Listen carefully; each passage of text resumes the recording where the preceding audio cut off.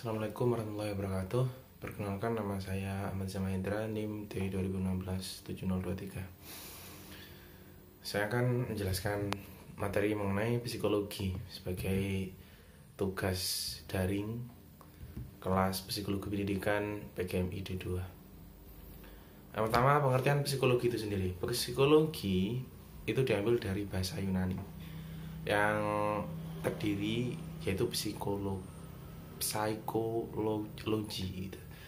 Yang terdiri dari dua kata, yaitu yang pertama psyche yang berarti jiwa, dan yang kedua adalah logos yang berarti ilmu, atau berarti bisa digabungkan secara istilah psikologi adalah ilmu tentang kejiwaan.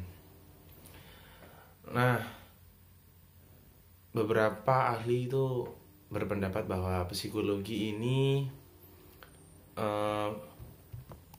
bukan hanya tentang mempelajari tentang manusia saja, tapi juga hewan.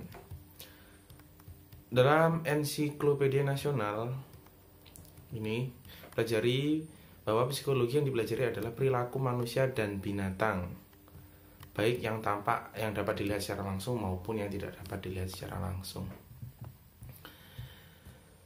baik yang sadar maupun tidak sadar. Jadi secara garis besar itu bisa disimpulkan seperti ini. Psikologi adalah ilmu pengetahuan yang mempelajari tentang tingkah laku manusia, baik sebagai individu terhadap dirinya sendiri maupun dalam hubungannya dengan lingkungan sekitar atau masyarakat sekitar. Tingkah laku tersebut berupa tingkah laku yang tampak maupun tidak tampak, tingkah laku yang disadari maupun yang tidak disadari.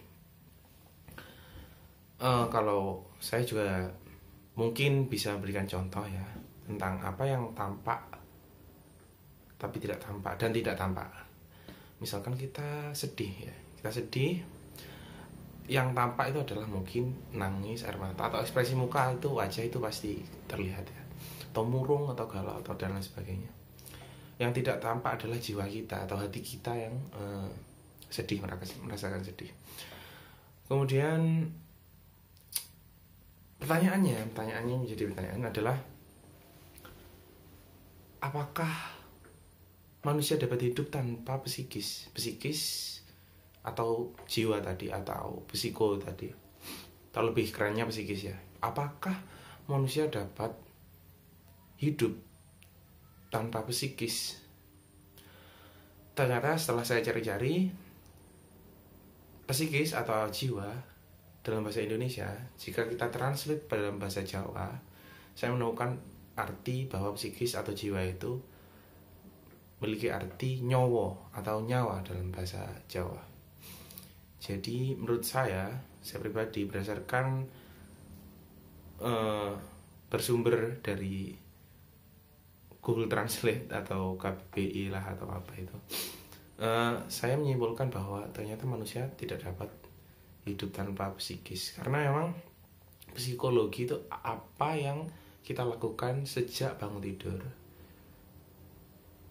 sampai kita tidur lagi, bahkan tidur. Untuk itu maka ruang lingkup ilmu psikologi ini sangat luas. Makanya karena terlalu luas, ada beberapa ilmu psikologi yang ada, yaitu yang pertama contohnya psikologi perkembangan. Psikologi perkembangan ini adalah psikologi yang mempelajari tentang perkembangan manusia dari sejak lahir atau sejak bayi lah ya, sampai dia tua lanjut usia. Yang kedua adalah psikologi pendidikan. Psikologi pendidikan ini segala hal yang mempelajari tentang dunia pendidikan. Wabil khusus ini ya, untuk para murid. Ini sebenarnya untuk ranah pembahasan guru ini adalah ranah murid. Yang kedua. Yang ketiga sosial ini mestinya tentang manusia itu terhadap lingkungan, baik itu masyarakat maupun lingkungan, baik itu tumbuhan mau itu benda-benda sekitar, yang penting itu dengan lingkungannya. Yang keempat menurut saya itu adalah industri.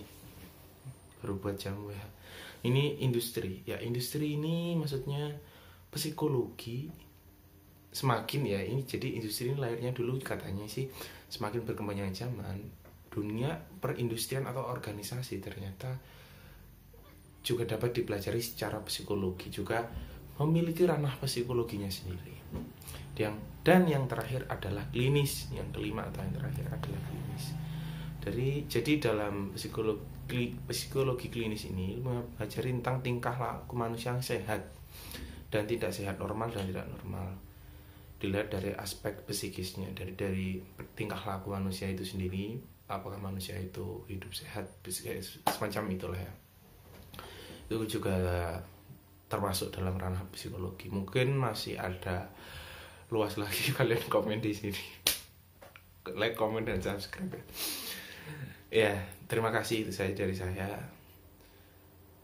Saya Mansyur Mahendra mengucapkan terima kasih. Assalamualaikum warahmatullahi wabarakatuh.